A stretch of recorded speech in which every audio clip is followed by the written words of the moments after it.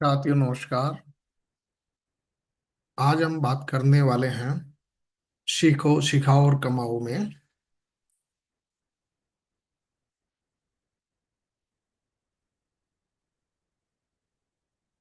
जो आज हमारी बातें रहने वाली है सीखो सिखाओ और कमाओ में, वो है प्रोसेस के बारे में। प्रोसेस यानी कि एक तरीका। अगर उस तरीके का हम काम करते हैं तो वो काम हमारा हो जाता है। जैसे एग्जाम्पल,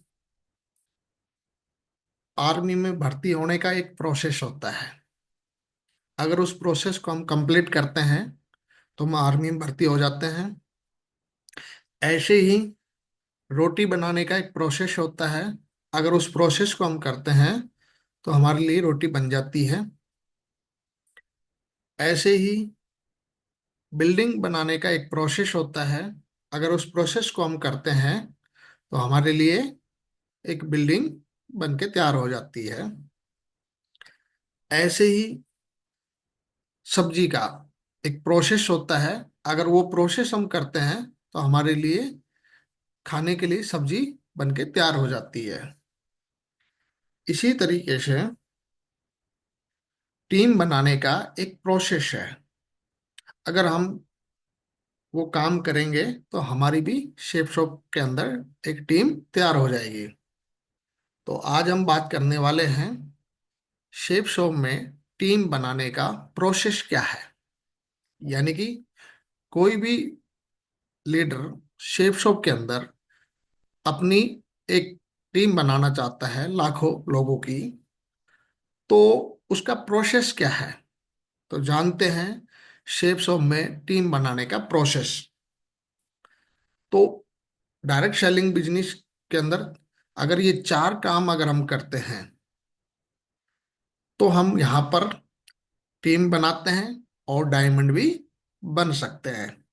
वो चार काम कौन कौन से हैं जिसको करने से टीम बनती है? तो सबसे पहला काम है लिस्ट बनाना। दूसरा काम होता है इनविटेशन करना। तीसरा काम होता है प्लान दिखाना। और चौथा काम होता है फॉलोअप करना। ये चार काम है जिसकी वजह से शेप शॉप के अंदर टीम बनती है। तो एक एक को जानते हैं। तो बस अगर आप बेसिक सही सीख जाएं तो डायरेक्ट सेलिंग एक सिंपल बिजनेस है। आज हम चार बेसिक पिलर्स को समझेंगे जो आपके बिजनेस को रॉकेट की तरह ऊपर ले जा सकते हैं और आप भी टीम बना सकते हैं। तो सफलता के ये चार पिलर हैं जिनकी वजह से आपकी टीम भी बनेगी और आप यहाँ से डायमंड भी बनेंगे।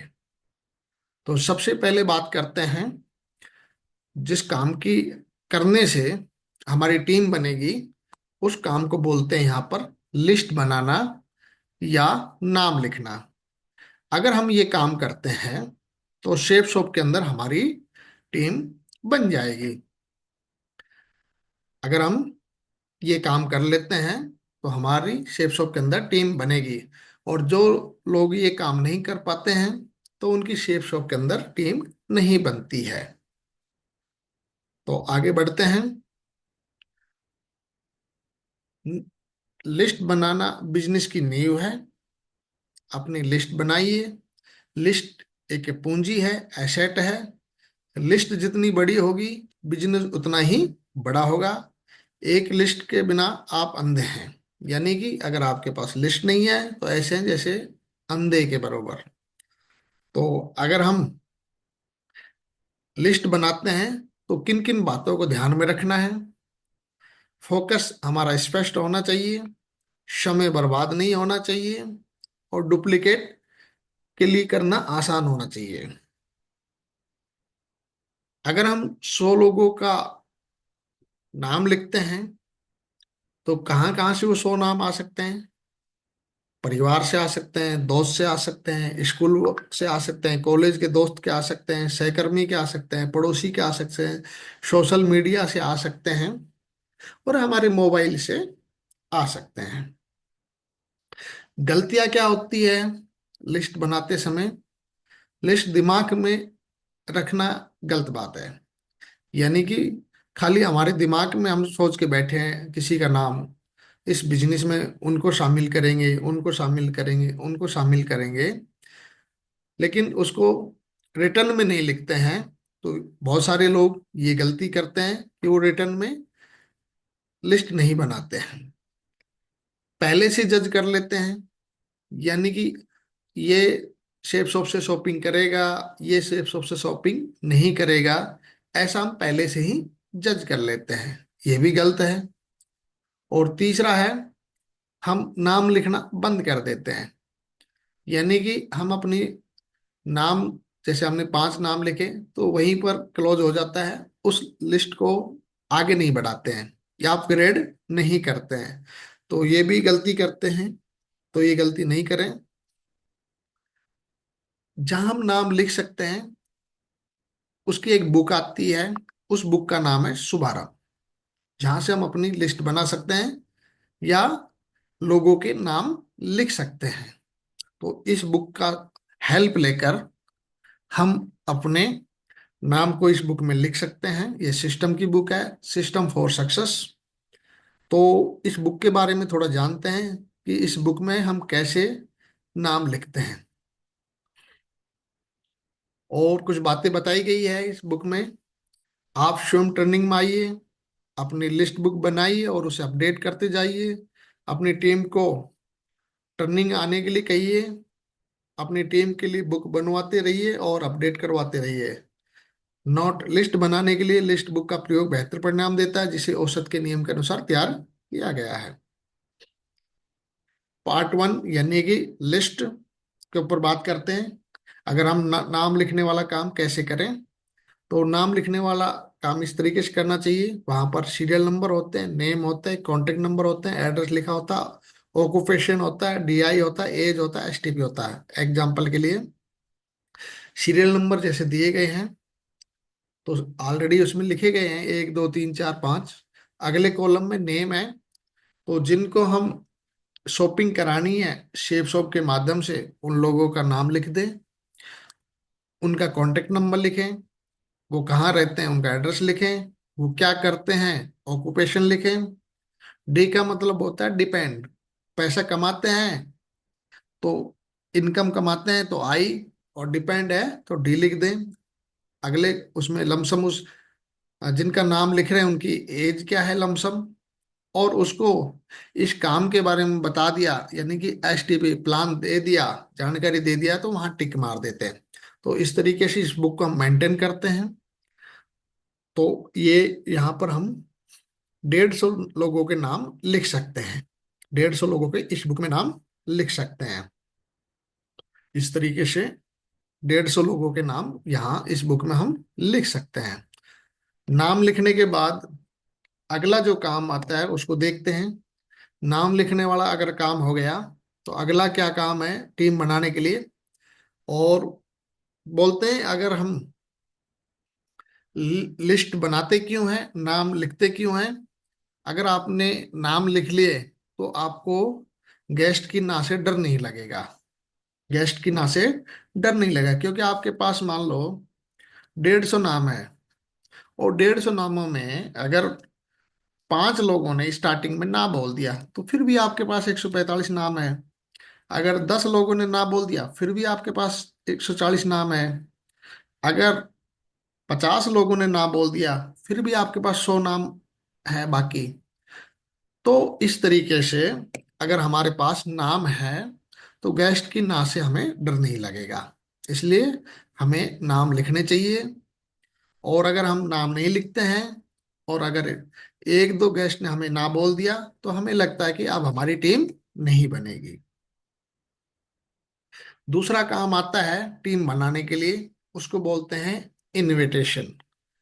इसमें सिंपल तरीके से समझते हैं, गेस्ट से मिलना या बातचीत करना, शेप्स ऑफ बिजनेस के बारे में बताने के लिए उसको हम इनविटेशन बोलते हैं। यानी कि जिनके हमने नाम लिखे हैं उनसे जाकर मिलना, बातचीत करना और शेप्स ऑफ बिजनेस के बारे में बताना या प्लान देना इनविटेशन कहलाता है। हमने नाम लिखा, नाम लिखने के बाद होता है हमारा काम इस काम के बारे में बताना। तो उसके लिए हमें जाना होगा वहां पर जिनका हमने नाम लिखा है, और वहां जाकर उनसे बातचीत करनी पड़ेगी और उनको इस काम के बारे में बताना पड़ेगा। और आपका लहजा, आपकी टोन और आपकी भाषा इसमें बहुत मायने रखती है।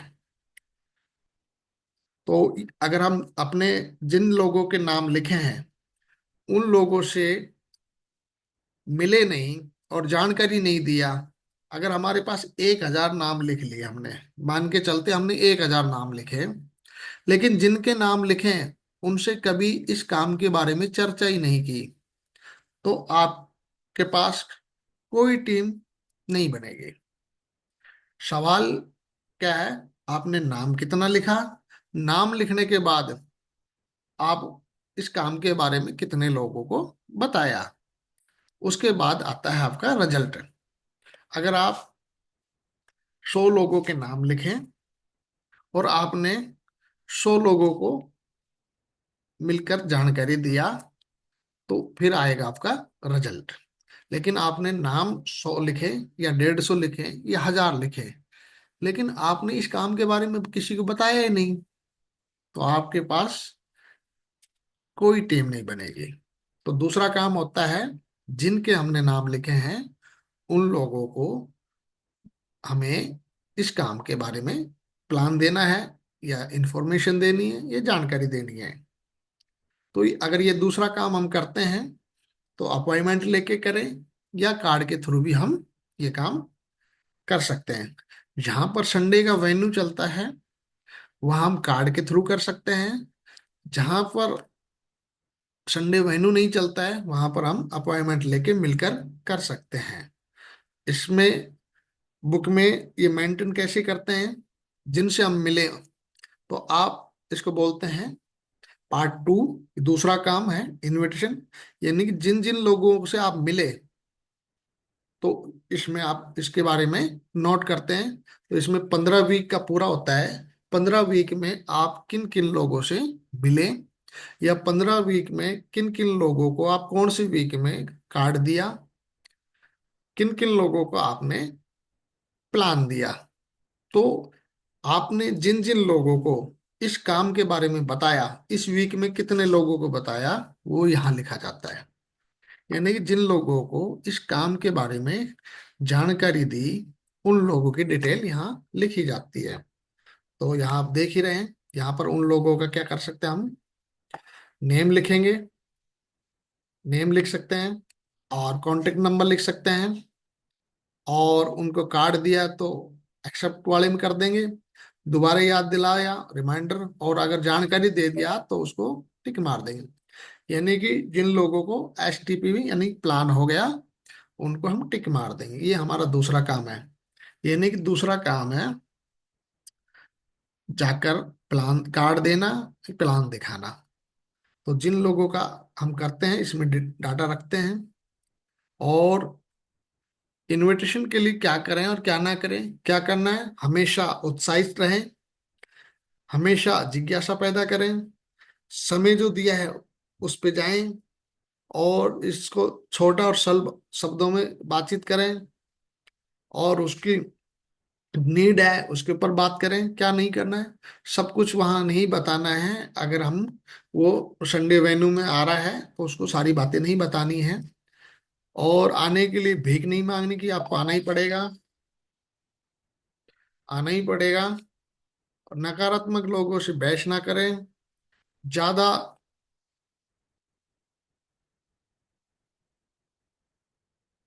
ज्यादा बात मत करो, और झूठ मत बोलो। इन बातों का ध्यान रखें। तीसरी बात आती है, तीसरा जो काम होता है टीम बनाने के लिए उसको बोलते हैं प्लान दिखाना। प्लान दिखाने का मतलब, प्लान दिखाने का मतलब होता है कंपनी के बारे में, प्रोडक्ट के बारे में और इनकम के बारे में जानकारी देना प्लान कहलाता है। तो हम कंपनी के बारे में बता रहे हैं, प्रोडक्ट के बारे में बता रहे हैं और इनके बारे में बता रहे हैं, इसको बोलते हैं प्लान। ये तीसरा काम अगर हम करते हैं तो हमारी टीम बनेगी। अब प्लान दिखाते समय किन किन बातों का ध्यान रखें? हमेशा फॉर्मल और साफ सुथरी ड्रेस पहने। गेस्ट के यहाँ समय पर पहुंचे।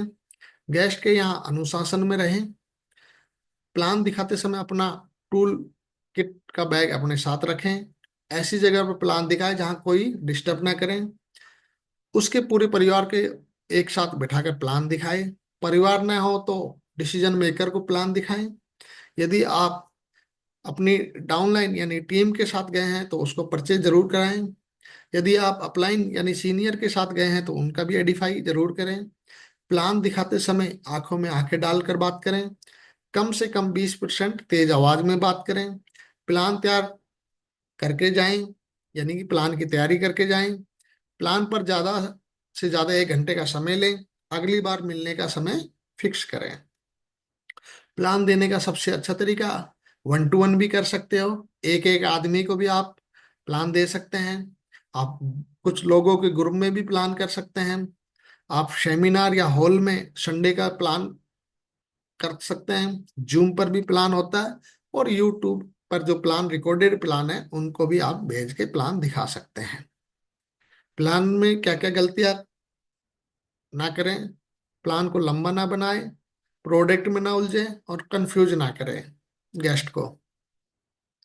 अब जब हम प्लान दिखा देते हैं तो बात आती है डिसीजन की। गेस्ट गेस्ट का डिसीजन की बात आती है तो सबसे पहले बात आती है सीनेटी फॉर्म के भरने की बात। और दूसरा डिसीजन लेना होता है गेस्ट को शॉपिंग सेफ शॉप से। हमारे जो गेस्ट होते हैं उनको 2 डिसीजन लेने होते हैं। पहला डिसीजन है सीनेटी फॉर्म भरने का। और दूसरा डिसीजन होता है शॉपिंग करने का। तो पहला फर्स्ट डिसीजन जो सीनेटी फॉर्म का होता है उससे क्या फायदा होगा अगर वो पहला डिसीजन लेता है जिसको सीनेटी फॉर्म बोलते हैं। तो पहला फायदा है उसको बिजनेस आईडी मिल जाएगी और वो सीनियर बन जाएगा। दूसरा फायदा उसको मिलेगा बिजनेस वॉल्यूम, यानी कि जो उसके डाउन में टीम बनेगी तो उसका जितना भी बिजनेस वॉल्यूम है वो सब उसको ऐड होगा। और तीसरा फायदा है इनकम का, यानी कि सीनियर बनने पर उसको टीम की तरफ से जो जो काम हुआ है उसकी इनकम उसको आएगी। तो ये 3 फायदे होते हैं सीनेटी फार्म भरने से। अगली बात आती है सेकंड डिसीजन शॉपिंग से। अगर हम सेफ शॉप से शॉपिंग करते हैं तो हमें 18 बेनिफिट मिलते हैं। वो 18 बेनिफिट आगे चल के हम डिटेल में बताएंगे। तो गेस्ट को 2 डिसीजन लेने हैं। एक है सीनेटी फार्म भरने का और दूसरा है डिसीजन शॉपिंग करने का। अगर हम डिसीजन लेते हैं फार्म भरने का तो हमें 3 फायदे होते हैं। और अगर हम शॉपिंग करते हैं तो 18 बेनिफिट मिलेंगे। चौथा काम होता है जब गेस्ट डिसीजन अगर ले नहीं पाता है, कुछ टाइम मांगता है, तो सीनेटी फॉर्म भरने के लिए या सेफ शॉप से शॉपिंग करने के लिए समझाना फॉलोअप कहलाता है। अगर कोई गेस्ट सीनेटी फॉर्म नहीं भर रहा है या शॉपिंग नहीं कर रहा है तो उस बात को समझाना या उसके सवाल या क्वेश्चन के जवाब देना फॉलोअप कहलाता है। और फॉलोअप एक गेम विजेता होता है। ज्यादातर लोग पहली बार में ज्वाइन नहीं करते हैं, फॉलोअप में ही ज्वाइनिंग छुपी होती है। फॉलोअप के प्रकार सॉफ्ट रिमाइंडर, फाइनल फॉलोअप, अब इनको जानते हैं। सॉफ्ट, कल का सेशन यानी कि जो मैंने आपको जानकारी दिया वो आपको कैसा लगा, बढ़िया लगा या बहुत बढ़िया लगा, उसको रिमाइंडर कराए। आपका निर्णय फाइनल करना है सर आपने। फाइनल, ये आपके लिए लास्ट चांस है, नहीं तो आपकी सीनियरिटी आपको नहीं मिलेगी। तो इस तरीके से हम उसको कर सकते हैं। और उसका कुछ ऑब्जेक्शन होते हैं, उसको कैसे हैंडल करते हैं उसकी कुछ बातें हैं। जब लोग बोलते हैं मैं सोच के बताऊंगा तो उसकी बातों को ध्यान से सुनना है। वास्तविक कहानियों से उसको समझाना है। और अगर मैं आपकी ये बताना है कि अगर मैं आपकी ये समस्या का समाधान कर दूं तो क्या आप तैयार हैं। और फेल फेल्ट फाउंड फार्मूला का यूज करना है। आप सही कह रहे हैं, और आपका कहना भी सही है। फॉलोअप सिस्टम से करें, और इस तरह रिकॉर्ड रखें फॉलोअप का। फॉलोअप की डेट लेके कब, और अगला चेक करें कि फॉलोअप किस किस का हुआ। और इस बुक में दिया हुआ है फॉलोअप का कैसे, हम जिनको हमने जानकारी दे दिया लेकिन उन्होंने डिसीजन नहीं लिया। क्या नहीं लिया? डिसीजन नहीं लिया सीनियरिटी फॉर्म भरने का या शॉपिंग करने का, तो उन लोगों का नाम इसमें लिखा जाता है। जिन लोगों ने डिसीजन नहीं लिया है, खाली जानकारी लिया है, प्लान लिया है, लेकिन इंफॉर्मेशन जानकारी ले लिया लेकिन डिसीजन नहीं लिया, तो उन लोगों का नाम लिखें, उनके कॉन्टेक्ट लिखें, और किसने उनको जानकारी दिलाई उसका लीडर का नाम लिखें, और एसटीपी यानी प्लान हो गया वहां टिक कर दें। आरटीटी यानी राउंड द सर्किल हो गया तो टिक करें। अगर उसका प्लान होम में हुआ तो वहां टिक कर दें। और आप उसको आ, कितनी बार डिसीजन लेने के लिए समझाया। अगर आप 2 बार समझा चुके हैं डिसीजन लेने के लिए तो टिक कर दें। 3 बार समझाया डिसीजन के लिए तो 3 बार, 4 बार डिसीजन लेने के लिए समझाया तो 4 में, और 5 बार अगर समझाया तो 5वें में कर दें उसका, और आगे रिजल्ट लिख दें। अगर उसने डिसीजन ले लिया तो यस कर दें, और अगर डिसीजन नहीं लिया है अभी तक 5 बार समझाने से तो नो कर दें। इस तरह इसको हम मेंटेन कर सकते हैं इस बुक को। और डुप्लीकेशन टीम को सिखाएं। और यही 4 काम करने से, यानी कि नाम लिखने से, और नाम लिख के उन लोगों से मिलने से, और प्लान दिखाने से, और उनको डिसीजन के लिए समझाने से, ये 4 काम करते हैं हम, तो हमारी यहाँ पर टीम बन जाती साथियों। और उसके बाद शॉपिंग करने के बाद बात आती है, जो लीडर शॉपिंग कर लेते हैं यहाँ से, यानी कि डिसीजन ले लिया, शॉपिंग कर लिया, तो उसको बोलते हैं एफआईएम। शॉपिंग करने के बाद सिस्टम के बारे में समझाना एफआईएम कहलाती है। यानी कि जो लोग डिसीजन नहीं लिया फॉर्म भरने का या शॉपिंग करने का, उन उनको समझाना फॉलोअप कहलाता है। और जिन लोगों ने शॉपिंग कर लिया उसके बाद उनको समझाना एफआईएम कहलाती है। तो बात करते हैं इसके बारे में कि शॉपिंग करने के बाद उनको, ये भी एक बुक में दिया हुआ है। इस बुक में इसको हम कैसे मेंटेन करते हैं। जिन जिन लोगों ने शॉपिंग कर लिया उन लोगों का यहाँ पर हम नाम लिखेंगे। किन लोगों का नाम लिखेंगे एफआईएम वाले में? जिन लोगों ने शॉपिंग कर लिया। डीओजे मतलब किस डेट को शॉपिंग किया। अब हमने किस डेट को उनको समझा रहे हैं, शॉपिंग करने के बाद किस डेट को समझाया, कहाँ पर समझाया उसको वो जगह लिख देंगे। और हमने समझाया, हमारे सीनियर ने समझाया, उनका नाम लिख देंगे। यानी किसने समझाया उनका नाम लिख देंगे। तो इस तरह हम इसमें मेंटेन करेंगे। और शॉपिंग करने के बाद क्या क्या समझाना पड़ता है उसको, क्या क्या बातें करनी होती है एफआईएम में, क्या बात करें, उसको बताना है कि भाई अगर आप 2 लोगों को शॉपिंग कराने के क्या फायदे हो सकते हैं। दूसरा उनको समझाना है सपना लिखने से क्या फायदे हो सकते हैं। तीसरा समझाना है नाम लिखने से यानी कि लिस्ट बनाने से क्या फायदे हो सकते हैं। चौथा समझाना है टूल बैग तैयार करने से क्या फायदे हो सकते हैं। पांचवा समझाना है शुक्रवार की टर्निंग लेने से क्या फायदे हो सकते हैं। छठा समझाना है संडे के मेन्यू में गेस्ट लेकर आने से क्या फायदे हो सकते हैं। सातवां समझाना है बोनस लेने से क्या फायदे होंगे। आठवां समझाना है रैंक लेने से क्या फायदे होंगे। नौवां समझाना है टारगेट जीतने से क्या फायदे होंगे। 10वां समझाना है 100% यूजर बनने से क्या फायदे होंगे। 11वां समझाना है जूम मीटिंग अटेंड करने से क्या फायदे होंगे।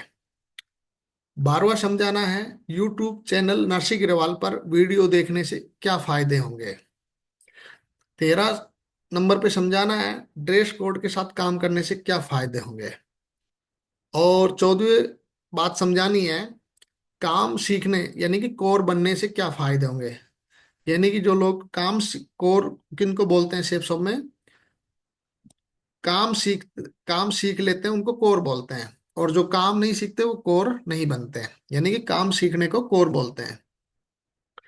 और कोर ही डायमंड बनते हैं, यानी कि जिनको काम आता है वही डायमंड बनते हैं। और 15वीं बात समझानी है सीनियर की बात मानने से क्या फायदे होंगे। तो ये 15 बातें हम एफआईएम में जिन लोगों ने शॉपिंग कर लिया उनको डिस्कस करते हैं, समझाते हैं। तो ये बातें हम शॉपिंग पर्सन को समझाते हैं जिन लोगों ने शॉपिंग कर लिया। और आपका बहुत बहुत धन्यवाद, आपने मेरी बातों को ध्यान से सुना। और आप भी टीम बना सकते हैं, चार काम कर कर लाखों लोगों की। तो यहीं पर मैं अपनी बातों को विराम देता हूँ और आपका धन्यवाद करता हूँ। जय हिंद, जय भारत, जय शेफ।